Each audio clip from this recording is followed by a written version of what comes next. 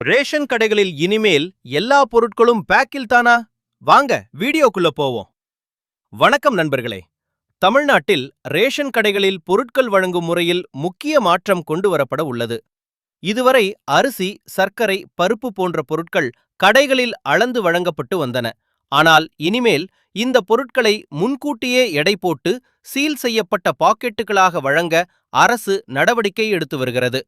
இந்த திட்டம் தற்போது சில ரேஷன் கடைகளில் சோதனை அடிப்படையில் செயல்படுத்தப்பட்டு வருகிறது.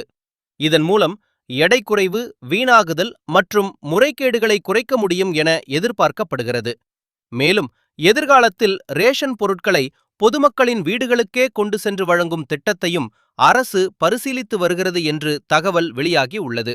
ஆனால் தற்போது தமிழ்நாட்டில் உள்ள அனைத்து ரேஷன் கடைகளிலும் எல்லா பொருட்களும் பாக்கெட்டில் மட்டுமே வழங்கப்படும் என்ற அதிகாரப்பூர்வ அறிவிப்பு வெளியாகவில்லை. இந்த திட்டம் படிப்படியாக விரிவுபடுத்தப்பட்டு வருகிறது. உங்கள் பகுதியில் இந்த புதிய முறை தொடங்கியுள்ளதா? உங்கள் கருத்துக்களை கமெண்டில் தெரிவியுங்கள்.